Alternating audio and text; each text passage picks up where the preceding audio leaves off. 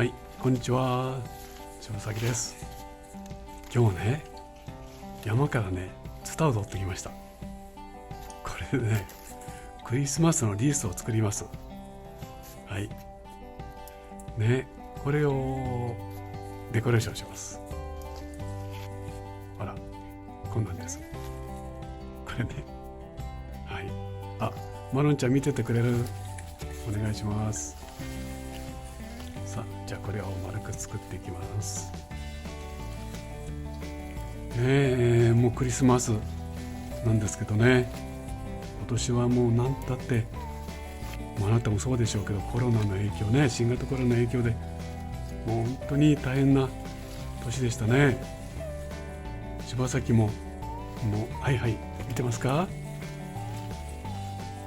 もうね、絵画教室とかね、古典スケッチ旅行なんか全てもうね、休止になってしまいました。でもそんな中ね、ステイホームに向けた企画をちょっとチャレンジしまして、鉛筆一本でね、描きましょうっていうやつですね。これは YouTube 公式にも取り上げてねいただいて、そういう点で関心持ってくれた方が多かったのかなと思います。マロンちゃんのびのび、はい、作ってるんだよ。見ててね。あと皆さんたちのおかげで登録者数が70万人達成したんですね。もう大変大きな数字です。柴崎もこのね、70万人の方々の期待に少しでも応えられるように、これからもね、今まで通りいろいろ柴崎の自分でできる範囲内の発信をね、続けていきたいと思ってますから、よろしくお願いいたします。さあ、形ができたぞ。どうだね。はい。あとメンバーシップの開始がありましたね。こんなのデコレーションしようかな。ここに面白いでしょ、あれ。どうだ。はい、そう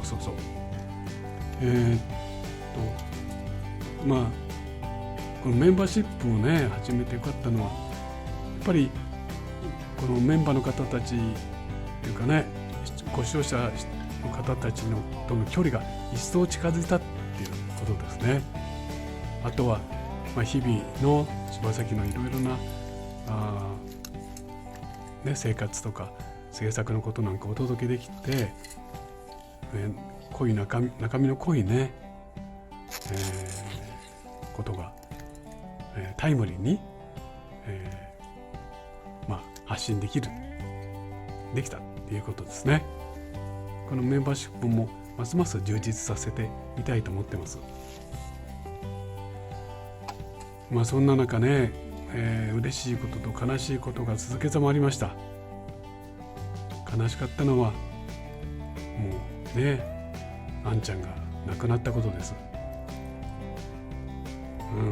でも本当に世界中の方々たちからね、共感のお言葉とかお悔やみの言葉をいただきまして、本当にありがとうございました。そのおかげかね、あれあんちゃんの何か気持ちだったのか、すぐにマロンちゃんっていうね、本当にちっちゃい子猫ちゃんとの出会いがあって、今マロンちゃんはね、もう大きくなってうちの中を元気に飛び跳ねてますね。これがまた大きな出来事でした。